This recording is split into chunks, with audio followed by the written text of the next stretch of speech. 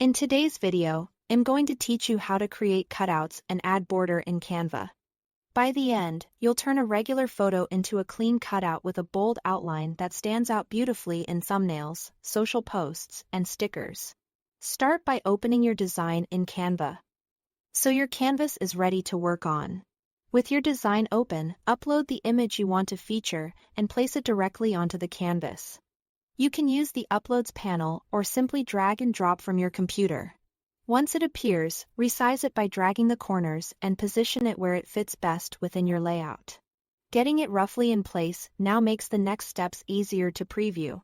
Click on the image to bring up its editing options, then choose Edit Photo. In the toolbar that appears, click BG Remover. Canva will process for a moment and automatically remove the background. Isolating your subject. When it finishes, you'll see transparent space around the subject, which is perfect for layering over colors, gradients, or other images without any messy edges.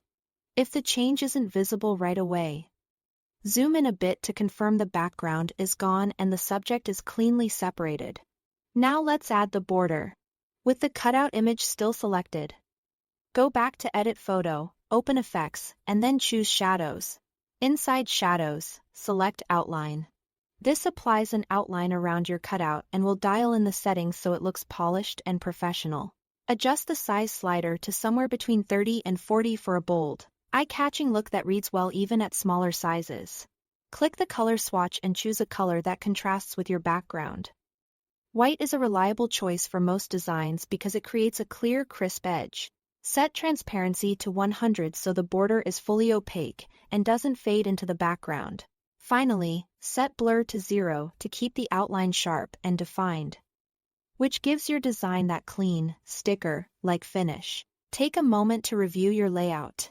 If the outline feels a touch too heavy or too subtle, nudge the size slightly until it balances with your text and other elements. If it blends into your background, simply switch the outline color to a stronger contrast.